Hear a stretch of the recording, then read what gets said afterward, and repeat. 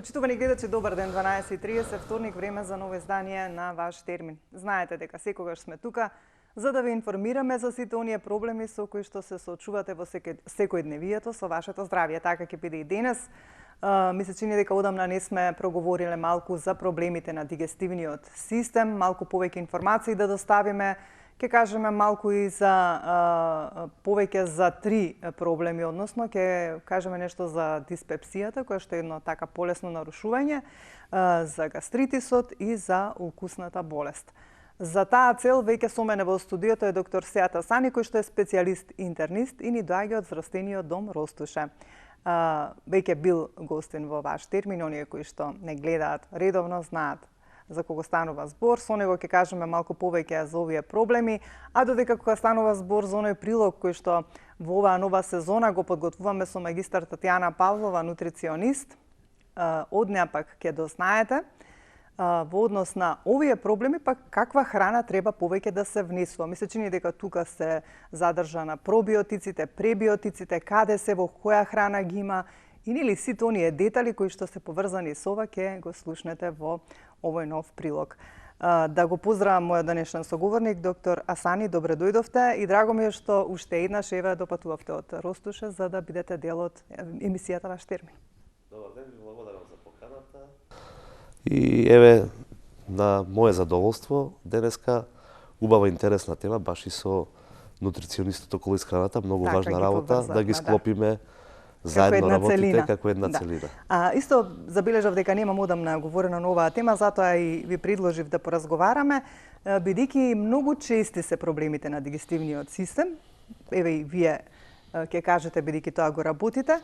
Први би прашала тоа колку се чести и ќе започнеме ред по ред да ги објаснуваме оние кои што ги посочив, значи диспепсијата, гастритисот и укусната болест. Значи секојдневно речиси имаме по некој пациент кој што се жали на тегоби од страна на гастроинтестиналниот тракт. Дали тоа се диспепсии, дали тоа се гастрити, дали тоа се укусни болести. Так. Генерално во нашата клиничка пракса овие заболувања ни се многу чести. И голем предизвик и за дијагностицирање и за лекување. Так, уште повеќе што многу е важно навреме да реагираат, за да не се создадат некои поголеми компликации. Нормално, ние сме отворена контактна емисија, сите оние кои што не следат може да се јават на нашите телефони, да постават некои прашања до доктор Асани. Се разбира секако тој ќе се обиде да им даде некоја насока и одговор на она што е од нивен интерес. Ајде да започнеме прво со диспепсијата. Што представува? Значи, диспепсија поточно потекнува од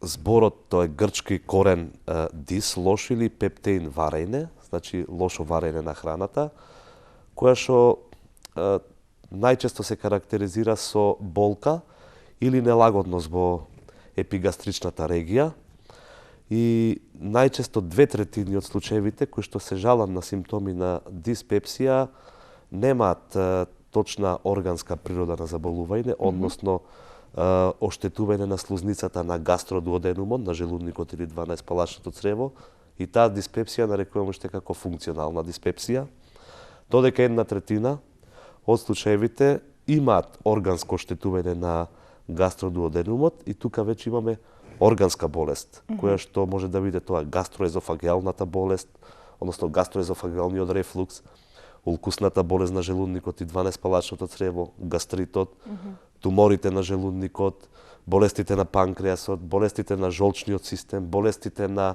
црниот дроб и други болести системски кои што може да манифестираат симптоми на диспепсија. Кога сме тука, многу е важно да се појасни кај пациентите кои што се помлади од 45 годишна возраст, а немаат алармантни симптоми на диспепсија, што подразбира тоа алармантни симптоми, губење на тежина, упорно повраќање, прогресивно отежнато голтање, анемија, повраќање на крв или на талок од кафе или црн како катран измет, ти го викаме стручно хематемеза или мелена, и палпабилна туморска маса, кај тие пациенти помлади од 45 години ги немаат овие алармантни симптоми, нема потреба да правиме ендоскопски Добро. иследувања, но е важно само да испитаме Helicobacter pylori инфекција и ако ја докажеме таа инфекција, треба да се даде ерадикациона терапија. Така. Но, иако се помлади пациенти, доколку еден од овие алармантни симптоми ги има, неопходно да се направи ендоскопски испитување, односно езофагогастро-дуоденоскопија, за да се докаже дали таа е функционална или органска диспепсија. Додека кај пациенти кои што се постари од 45 години, Така. сега во спротивен правец, и да нема алармантни симптоми од кои што претходно ги напомнаме, најпрво се започнува со ендоскопско иследување на горниот дигестивен тракт и на тој начин се одредува која е причината за тие диспептични тегоби и нели се планира третманот. Сега кога зборуваме за симптоми, ги кажавте оние потешките. Кои се оние по-лесните за кои што треба да се обратат кај интернист? Значи таа болка, Добро. таа нелагодност, после јадење надуван стомак, надуеност, значи рана ситост, мачнина, поврачајне, гасови, значи тие се најчести симптоми кои што ја пратат таа диспепсија. Или тоа на некој начин представува лошо варење на храната, Лошо така? варење на храната, да, значи, но меѓутоа затоа е важно дали е таа диспепсија во права смисла, Така. функционална, Добро. која што понатаму ќе говориме, кои се тие можат да бидат причини, кои патофизиолошки механизми ја прават таа функционална диспепсија или е навистина органска диспепсија, каде што во позадина стои одредена болест, која што ги прави тие симптоми. Кои прегледи се прават за да се утврди точно за каква диспепсија станува збор? Споменавте за компликациите, мислам за потешките симптоми, Так. меѓутоа за она која што е функционална или пак Значи, органска? како што напоменав претходно, се започнува со анамнеза и физикален преглед на болниот, се испрашува за какви тегоби се работи. Така. Физикалниот преглед вклучува палпација, односно пипкање во таа регија кај што има проблем, дали има болна осетливост во таа регија. Се прават рутински лабораториски анализи, Така. во кои што најчесто кај функционалната диспепсија имаме нормални лабораториски анализи и затоа е најголем предизвик таа функционална диспепсија во испитување, затоа што немаме доказ за болест, а пациентот има симптоми. И на крај, како што и напоменав претходно, се прават тие ендоскопски иследувања, езофагогастродуденоскопија, ултразвучниот преглед на абдоменот, за да бидат вклучени и други системи кои што можат да бидат причина за диспепсија, како што е болеста на панкреасот, болестите на црниот дроб и жолчниот систем или други системски болести. И РТГ, значи радиолошките испитувања, кои што денес и рутински не се употребуваат, затоа што е неопходно ендоскопско иследување и биопсија на истите промени, доколку има органска причина, само така се докажува одредена болест. Од кога веќе ќе се докаже дека има проблем, како нели лошо варење на храната, што се презема потоа? Значи, доколку кај пациентот се докаже одредена болест, односно, ако се докаже Helicobacter pylori инфекција со тестовите на испитување кои што ги праве, дали таа е серолошки докажана, дали е докажана со уреа издишен тест или со докажување на Helicobacter pylori во фецес.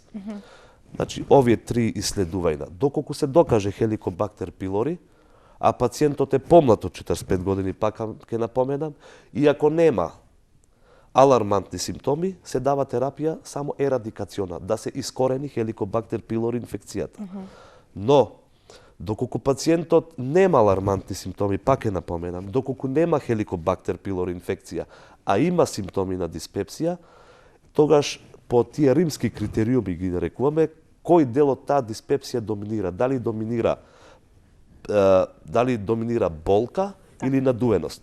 Доколку доминира болка која што личи на улкусна, тогаш се даваат инхибитори на протонска пумпа, ги викаме.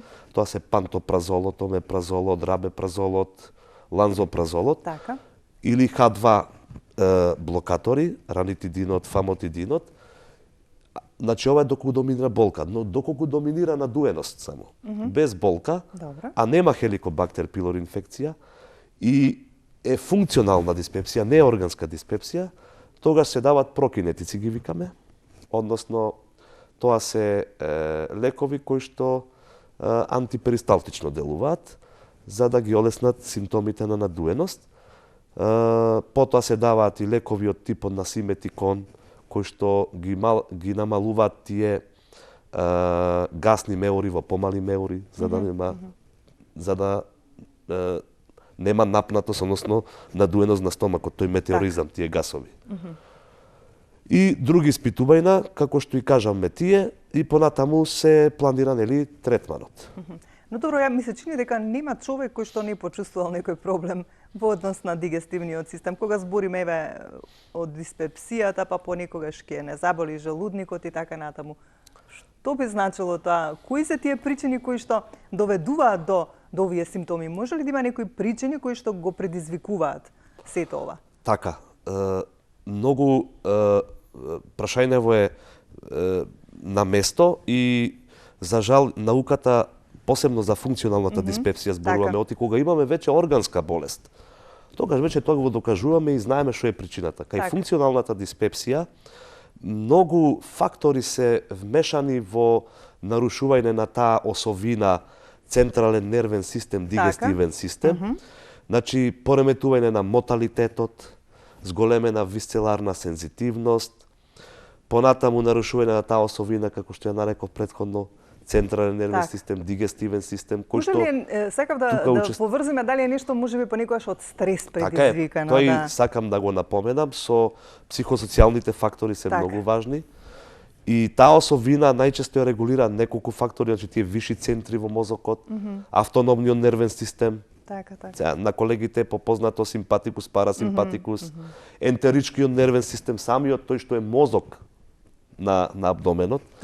И ефектори ги викаме, значи тие мускули, крвни садови, слузници, кои што сите тие делуваат на одреден начин, дали на стресна состојба или инфекција или некоја инфламација, се до тоа делува да се тие симптоми манифестираат. Така, знаете зашто испомешани се тука, не знаеме дали е ова е двосмерна улица. Психосоматско или бидејќи почитуваниот нели доктор Чепреганов кога ми гостуваше, тоа беше за жал и последна емисија која што направивме со него, кој повеќе не е меѓу нас, кога зборувавме на тема стрес, кажа да знаеме ние луѓето што се случува во нашиот организам, значи каква бура прави од реакција на сите органи, тогаш не би се нервирале воопшто. Заради тоа и прашувам, бидејќи некако сите работи се поврзани со стресот, па така и гастроинтестиналните проблеми.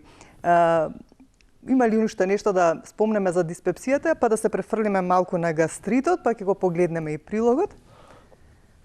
Околу диспепсијата главните работи Што можеме да превенираме тука кога ќе почувствуваме некои такви симптоми? Што можеме да направиме освен или да се обратиме кај вас? Дали можеме да направиме и некоја промена во начинот на исхрана, да исфрлиме некои наши лоши навики?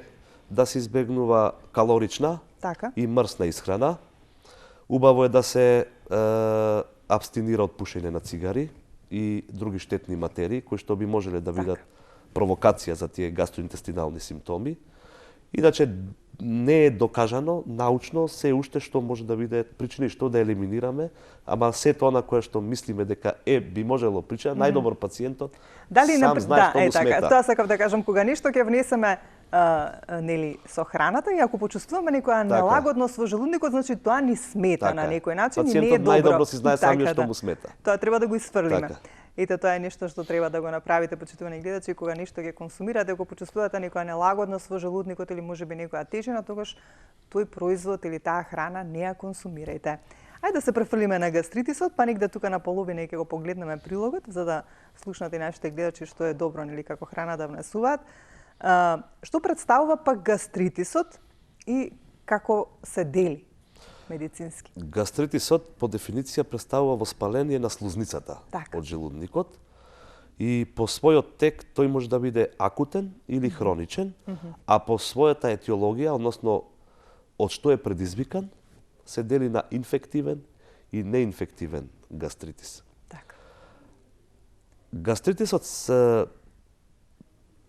често ни е како проблем во секојдневната клиничка Да, пракса. многу чест проблем на вистина. И ние лекарите многу често некогаш ги третираме одредени работи и без да докажеме одредени заболувања, значи дали е тоа Да, од ќе дадете гастритисот. терапија. Зошто го спомнувам ова? Гастритот не е клиничка диагноза. Гастритот е хистопатолошка диагноза. Значи за да ние кажеме гастритис, ние мораме да направиме горнодигестивна ендоскопија, да земеме биопсија и да докажеме дека тоа е гастритис. Оти секоја болка во абдоменот не смеме да кажеме дека е гастритис. Или група на симптоми, знаци од типот на диспепсија да кажеме дека е гастритис. Гастритис е чиста хистопатолошка диагноза и тука нема дилема.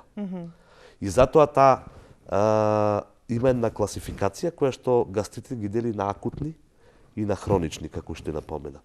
Акутните гастрити се акутен ерозивен, кој што најчесто настанува поради земање на одредени лекови. Тоа се многу често постарите луѓе ги земаат. Нестероидните антиинфламаторни лекови, односно лековите кои што ги земаме за болки, аспиринот, ацетилсалицилната киселина, гликокортикоидите, антикоагулантната терапија, акутен ерозивен гастрит имаме после некоја хирушка интервенција, после некоја повреда, опекотини, хипотермии и така натаму. А кој ја фаворизира ова работа? Најчесто акутниот гастрит ја фаворизираат хирушки интервенции и пациенти кои што имаат одредени коморбидитети. Респираторна, хепатална, односно црнодробна и бубрежна слабост.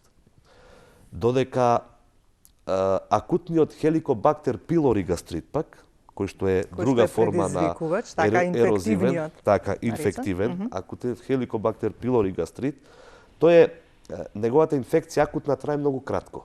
7 до 10 дена и се повлекува. Што значи тоа? 3% поминува како без симптоми, а 97% како поминува како хроничен, неактивен, суперфицијален, површен гастрит и така останува. Нели го занемаруваме и таа хронична хеликобактер пилори инфекција останува во слузницата на желудникот, таму се колонизира и не ја лекуваме и после некое време станува проблем.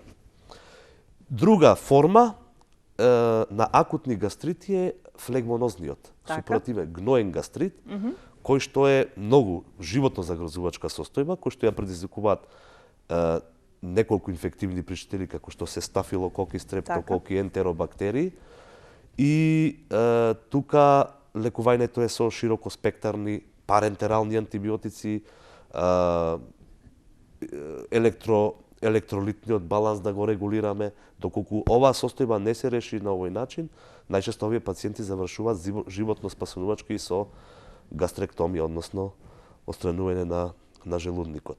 Сега хроничните гастрити, кои што се многу на број по таа сиднејска класификација, се многу чести. Тука ни е инфективните гастрити се исто така, кои што може да бидат хронични, предизвикани од вируси, од габични инфекции. Тие габични инфекции најчесто ги напажаат луѓето со имунокомпромитиран имунитет, кој што се. Потоа, кој ги фаворизира, па овие најчесто ги фаворизираат хеликобактер пилори инфекциите, се најнежни. Потоа, имаме гастрити кој што е хемиски гастрит од лековите. Потоа имаме еозинофилен гастрит, најчесто кај деца ги имаме кои што се пресетливи на протеините од сојата, од млекото. Потоа имаме лимфоцитарен гастрит. Потоа имаме грануломатозен гастрит, значи голема палета на гастрити, хронични гастрити, кои што се на еден начин хистолошки треба да се докажат, како што кажав претходно, со биопсија, и тие најчесто се лекуваат според причината која што ја довеле. Сега, многу е важно што ова да го напоменам за хеликобактер пилори хроничниот гастритис, кој што како што спомнав претходно, 3% поминува без симптоми, без лекови, а 97% станува како хроничен неактивен. Така. Сега, 20% од случаевите може да биде како хроничен активен антрален гастрит, кој што може да биде причина за улкуз на дуоденумот, хроничен активен пангастрит, кој што го зафача и корпусот и антрумот од желудникот, кој што биде причина за улкуз на желудникот, лимфопролиферативен гастрит, кој што може да е причина за лимфоми на желудникот, од таа нелекувана хеликобактер пилори инфекција, ама не секој пациент кој има хеликобактер пилори инфекција, дека ќе има лимфом или карцином на желудник. Така да, важно е да напомене дека хеликобактер пилори инфекцијата е многу важно да се ерадицира, да се искорени. Затоа што секој мал тој број на пациенти кои што се склони да прават инвазивни оштетување на желудникот од хеликобактер пилори инфекцијата, тоа се најчесто машки пол, породична млеза, нулта крвна група се спомнува по литература. Значи не сите. Не сите. Не секој хеликобактер пилори инфекција. Знаете зошто? Заради тоа што кога сум говорела за хеликобактер, нели веќе 11-та сезона поред говорам на овие теми околу здравјето, во една емисија еден ваш колега кажа нема, можеби и неблагодарно да се каже, меѓутоа нема човек кој што нема хеликобактер на некој начин, меѓутоа многу е важно дали ќе му дадеш поле да направи проблем. Половина од светската популација се мисли дека има хеликобактер пилори инфекција. Што значи тоа дали ќе му дадеш поле да направи проблем? Тоа значи вака, значи хеликобактер пилори инфекцијата кај оние предиспонирани пациенти. Овие што ги напоменавме? Што ги напоменавме. Сега тие се спомнати неколку ризик групи, како што е машки пол, фамилиарна анамнеза, нулта крвна група. Значи прави оштетување на слузницата во желудникот, значи таа сама инфламација. Потоа прави промени во клетките, метаплазија, па да крај таа метаплазија поминува во дисплазија и на крај карцином. Така.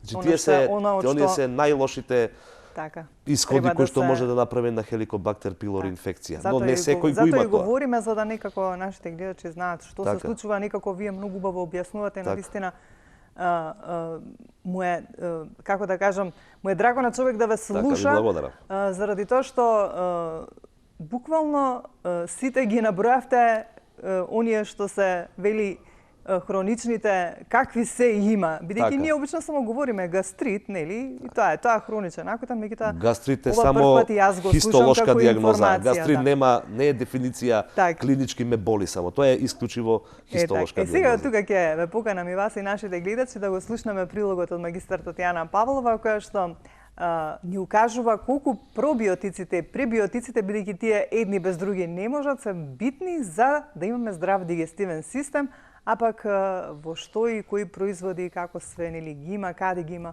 еве во продолжение ќе можете да слушнете од прилогот.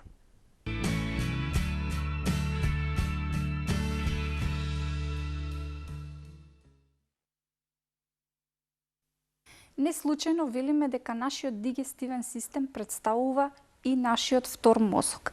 Здрав дигестивен систем значи и здрав организам.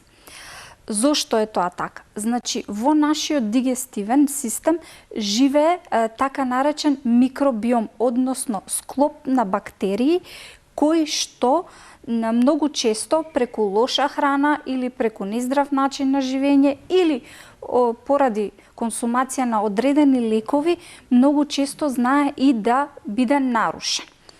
Тој микробиом представува значи за секој човек посебно се формира во детството, меѓутоа дали ние ќе го одржиме во текот на животот онаков каков што треба да биде, тоа зависи лично од нас. Тој склоп на бактерии велиме дека е симбиоза на пробиотици и пребиотици. За здрав дигестивен систем ние најчесто можеме да превенираме преку правилна исхрана и преку здрави животни навики. Значи, за да се уништи тој микробиом, односно да се намали неговото позитивно влијание врз здравјето на човекот, многу често одредени навики како што се пушењето, алкохолот, процесираната и пржана храна можат да влијаат директно на него. Кога велиме пробиотици и пребиотици, тие имаат свое посебно дејство, односно улогата во дигестивниот систем им е различна. Пробиотици се живи бактерии кои што, доколку не се во соодветен баланс, значи го нарушуваат дигестивниот систем. Пробиотиците можеме да ги внесеме преку храна, меѓутоа нив можеме и да ги суплементираме. Преку храна би напоменала дека не толку често можеме да ги добиеме, меѓутоа постои одреден тип на храна која што велиме дека е храна богата со пробиотици. Првенствено би ја спомнала ферментираната храна. Нашата традиција овозможува при припремањето на зимниците ние да си складираме храна богата со пробиотици.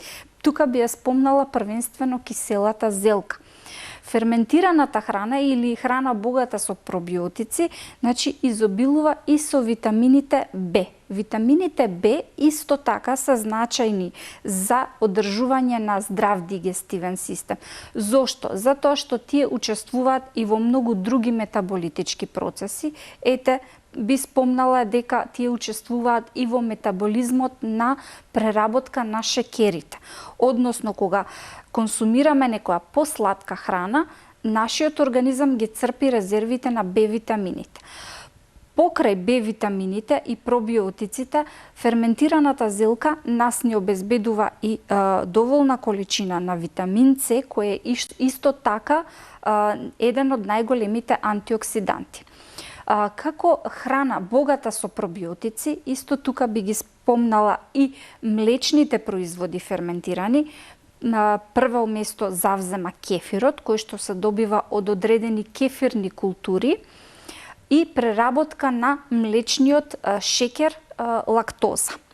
Воедно тука би спомнала дека кефирот е храна која што е препорачлива и кај популација која што е интолерантна на лактоза, бидејќи за да се добие убав пробиотски производ, се користи токму тој шекер и се искористува.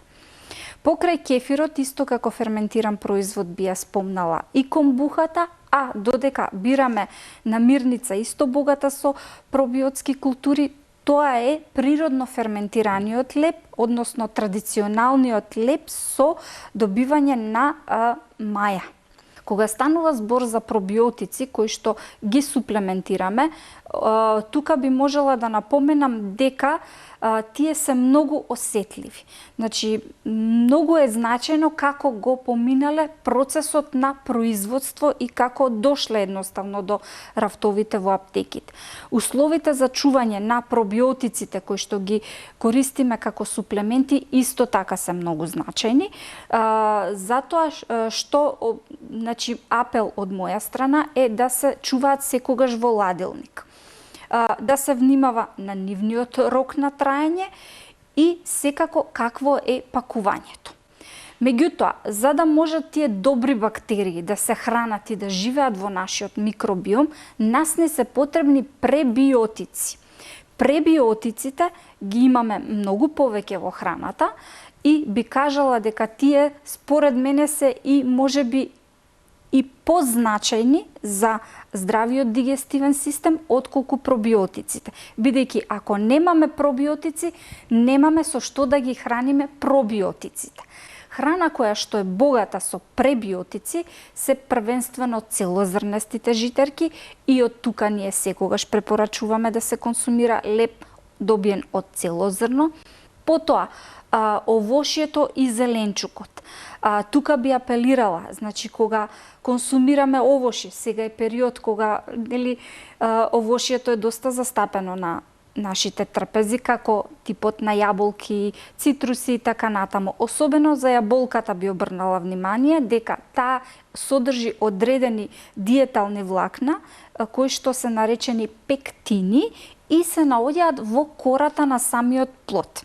Доколку сакаме да консумираме јаболко, најдобро е да го консумираме цело како што е. Значи да не отстрануваме лушпа, односно горниот слој, или доколку се одлучиме да користиме сок, јас би кажала тоа да биде значи што е можно сведено на минимум, само доколку се соочуваме со одредени вируси или настинки за да го подобриме имунитетот, што значи за да се одржи правилна работа на дигестивниот систем, кој што представува здравје за целиот организам, потребно е да внимаваме на внесот на пребиотици и пробиотици преку храната, кој што баланс мора да го одржиме со цел да имаме здрав дигестивен систем.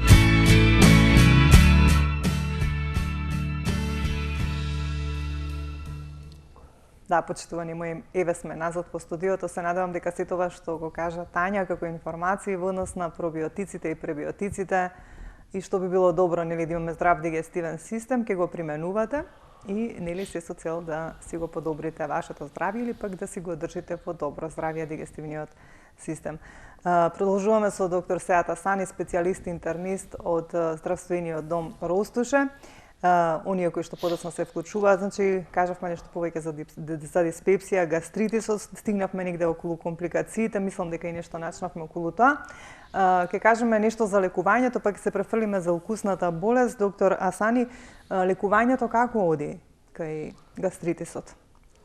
Све зависи од тоа какво испитување ќе се направи и што е причината, така? Лекувањето на гастритисот оди се зависи од која е причината за гастритисот. Причински, значи се така, лекува. ако причина за гастритот е Helicobacter pylori инфекција, така, тогаш се дали делува се со вртеме се околу едно антибиотици, исто, да. тогаш се оди кон ерадикација, таа се вика ерадикациона терапија. Така. Или терапија која што ја искоренува Helicobacter pylori инфекцијата и најчесто се даваат еден инхибитор на протонска пумпа, тоа се лекови од прва линија, два антибиотици и бизмут, или еден инхибитор на протонска пумпа. Знам дека или 4 типа на четворна таблети терапија. треба да се земат. Таа се нарекува ерадикациона терапија, доколку е причина Helicobacter pylori инфекцијата причина за гастритот. Доколку нема Helicobacter pylori инфекција, а има гастрит, затоа таа Сиднејска класификација, ја викам, многу е важна, да се биопсира слузницата. Да се биопсира слузницата и типот на гастритот го имаме. Значи, знаеме кој тип на гастрит, дали е ваков, дали е таков гастрит и врз основа. Најчесто се даваат инхибитори на протонска пумпа, од типот на пантопразол, омепразол, рабепразол лекови. Така да, терапијата се прима постојано во текот на животот или е временски? Значи, терапијата е временски, не ви се препорачало. Не може континуирано да се пие, нели? Да се пие. Значи, доколку е Helicobacter pylori инфекција, на пример, добро, тоа е околу 2 недели терапија. А доколку не е Helicobacter pylori причина за гастритот, тогаш е во зависност од колку препорачувате обично, месец дена, 2 месеци? Не, до месец дена. До месец дена, да се пие секојдневно како што е препорачено. Така. Сега ме интересира диспепсијата, гастритисот и укусната болест. Поврзани се едно со друго како некоја алка, да речеме, па едно па на друго се надоврзува или се е тоа засебно? Се тоа е засебно, но има испреплетени механизми и идентични причини и етиолошки. Сакав да кажам дали некој кој што има диспепсија може да добие гастритис, а пак некој кој што има гастритис може да добие чрничава. Така да, значи ако некој има диспепсија, а причина за таа диспепсија е Helicobacter, може да има гастритис. Така. Или тој што има гастритис, причинет од Helicobacter, може да има укус. Чирна, така. Така да тоа се етиолошки механизми испреплетени, не случајно е ова подредена темата, тоа за биде заедничко заедно со и со исхраната. Иначе укусната болест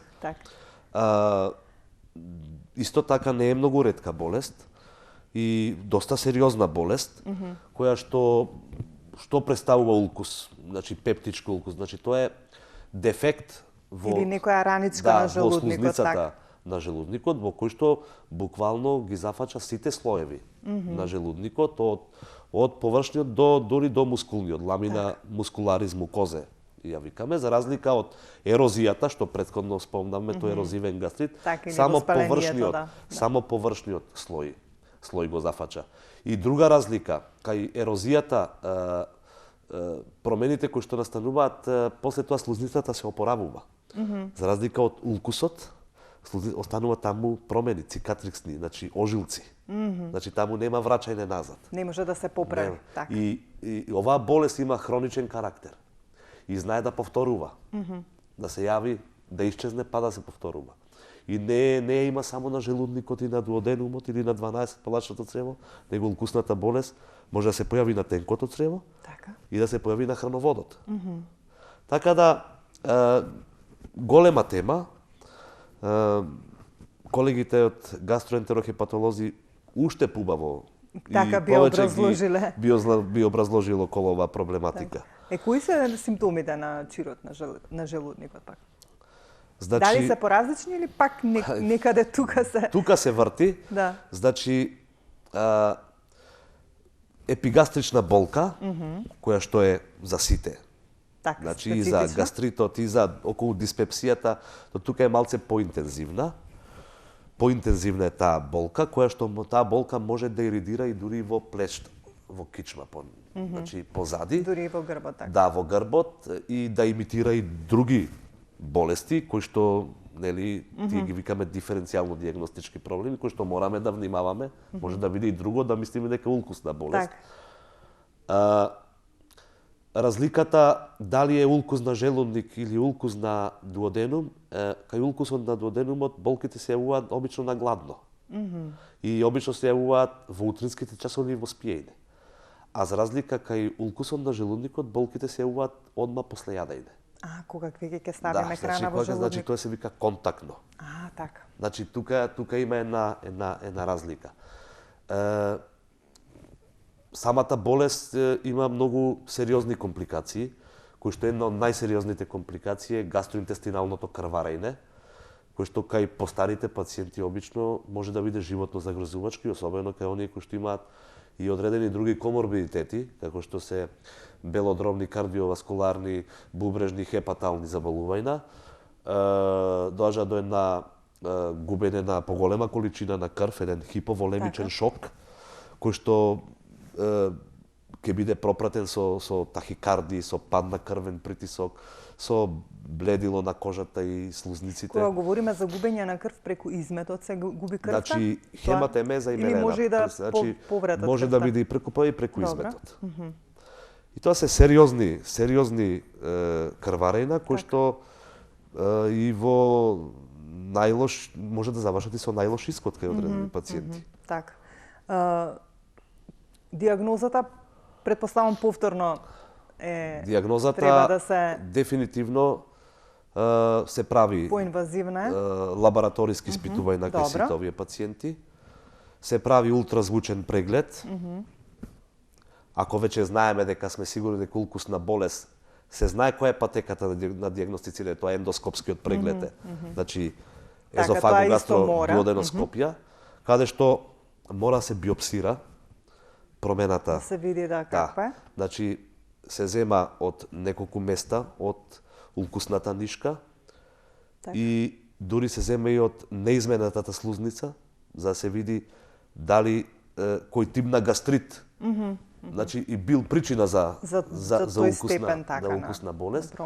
И што е многу важно кај улкусите на желудникот, после потврдување на диагнозата и после давање на одредена терапија месец-два, обично месец до два идеме, подолго идеме околу 6 месеци кај оние улкуси кои што биле со некои посериозни крварења. Околу 6 месеци ги лекуваме. Значи со терапија приноди така, значи лекувањето може да биде и конзервативно, може да биде и ендоскопски. Така. Значи со самиот инструмент и на крај хирушко. Ме разбирате? Но еве првин се започнува со она најблага форма со конзервативно лекување, со лекови. И обично се дава лекови месец до два кај некомплицирани улкуси. Но пациентот, посебно кај улкусот на желудникот збореме, мора да оде на контролна ендоскопија. Затоа што позади тој улкус на желудник некогаш знае да се крие малиген улкус. Така. Затоа е препорачливо да се направи контролна ендоскопија, кој што пациентите за жал кога ќе им се смират симптомите, кога ќе се осеќат подобро, не го почитуваат тоа и тоа е голема грешка. Неслучајно и самата литература и препорачува контролна ендоскопија после препорачана терапија, што не е случајно кај улкусите на дуоденумот. Тоа се најчесто бенигни. Така. Но не е и секогаш и така, и 100% и таму. Тоа е по препорака на ординирачкиот лекар, колега, кој што дал насоки како треба да се иде. Потоа, лекувањето може да биде и по ендоскопски пат, со самиот инструмент,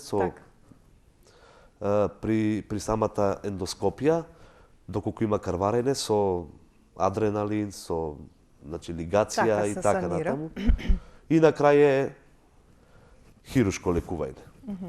Тоа бирлот 1, бирлот 2, такви се тие хирушки процедури, да не навлегуваме. Така, добро. Значи, а кога станува збор за улкусот на 12 плачното треба, рековте, претежно е бениген, што се презема околу тоа? Начинот е исто. Исто е Дали третманот? треба се потврди дали е причина Хеликобактер пилори инфекцијата, пак се вртиме, таа Хеликобактер е цело време врзана Порано со... не се ни знаело за бактеријата, меѓутоа сега во последниве доколку се децении. докаже таа се ерадицира таа, или ако нема Хеликобактер пилори инфекција, Так. се даваат лекови стандард терапија, која што и според наодот кој што го ендоскопистот го гледа. Така.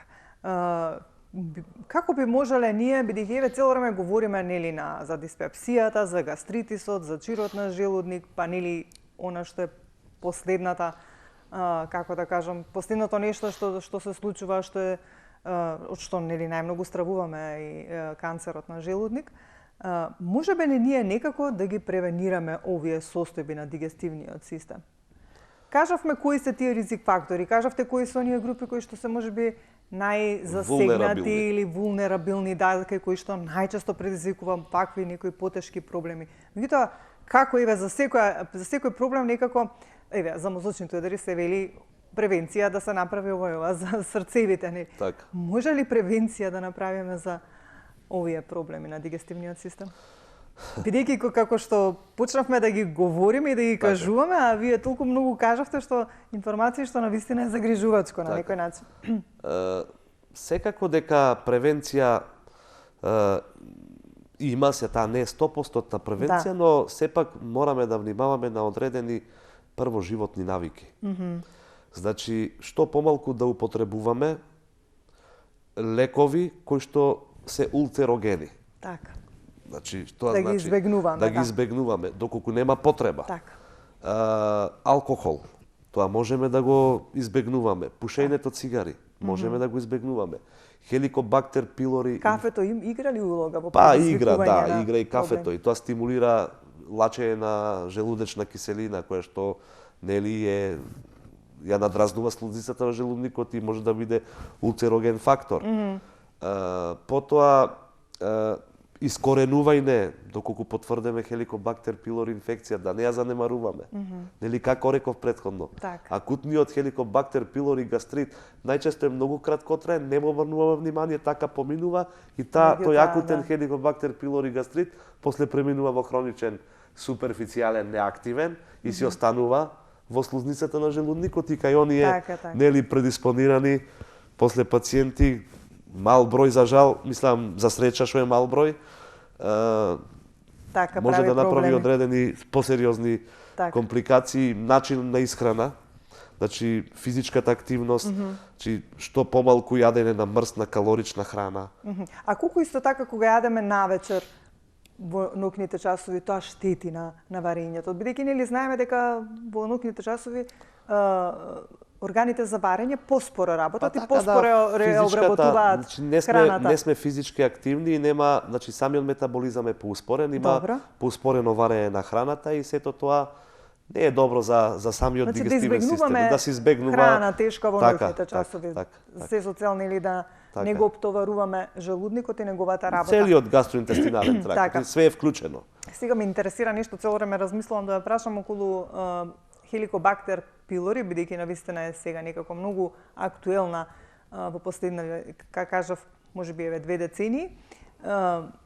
Често пати сум слушала од пациенти кои што имаат хеликобактер пилори дека и после примената терапија, кога ќе одат да се испитат, повторно покажува дека има хеликобактер. Зошто е тоа така и што потоа вие што препорачувате во тој случај? Тоа е најголемата грешка. Најголемата грешка е затоа што тие истите пациенти кои што имале докажана хеликобактер пилори инфекција и примале ерадикациона терапија за искоренување, оноку колку што требало да ја примаат. И повторно, како контролен преглед да си потврдат дали е уште присутна хеликобактер пилори инфекцијата, ја проверуваат серолошки преку крв. Аха, што Значи, би значило таа тоа? дури до 10 години ќе покажува може да се антитела дека има. Како би било по Значи, правило да се уреа направи? издишен тест, Добро. кој што е безбеден дури и за трудници и за деца, или докажување на хеликобактер пилори инфекција во измет. Само со овие два методи, После ние- примена после терапија. примена терапија. Тоа е, значи- Така е. Значи ние ќе знаеме дали Добро е што го посочувате, Да, бидејќи јас прв пат го слушам, а многу мина. Значи, дали е велат искоренета дека- хеликобактер пилори инфекцијата само со уреа Со- издишен тест само и со овие два типа на тестови. и во измет. Така. А оние пациенти кои што често знаат хеликобактер инфекција серолошки Па, обично така, потврдена, нели, после пијам им терапија испитуваат и така, после да. не знам колку време, 2 Повторно недели, 3 недели покажу. повторно, значи до 10 години има. Може Значи, да покажуваат повисоки На антитела. тој начин би покажувало и да нема, ќе покажува дека има. Пациентите, ако сакат да си Добро. потврдат дека дали ја искоренале, ерадицирале хеликобактер пилори инфекцијата, да направат или тест во измет, или Како што го уреа кажавте, издишен да. тест. Да. Сега дали би се случило со ваков тест да има повторено? Со уреа издишен Да, тест или да, тест? со овие што ги велите вие дека треба да, значи се се приме. случило да И има повторно им давате терапија? Значи да, терапијата за хеликобактер пилори има неколку чекори.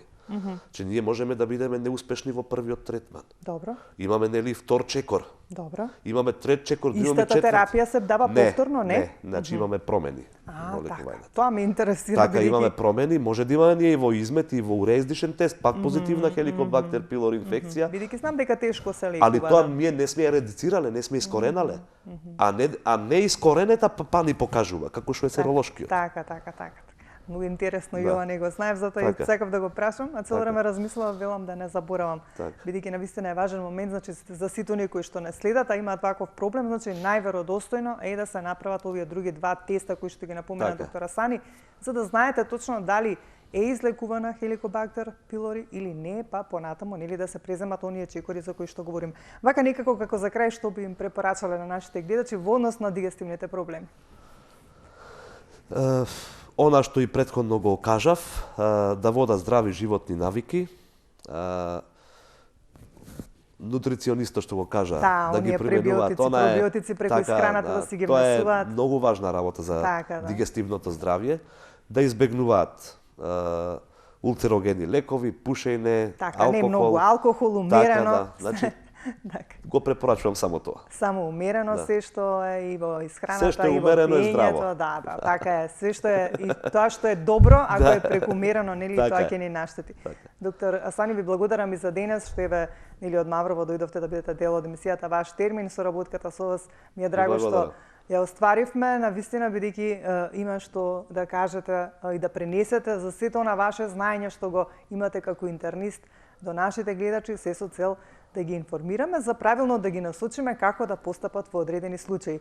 Интернистичката област е широка, голема, во некој Голема. следно издание повторно ќе ве повикам за некоја друга тема да ги информираме нашите гледачи. Ви благодарам многу за денес. Ви благодарам за поканата. Почитувани гледачи, тука и јас ќе ве поздравам за денес. Ви благодарам за вашето внимание. Ве оставам во убаво расположение. Имајте добро здравје, грижете се за своето здравје, а ние повторно ќе се видиме за 7 дена во исто време.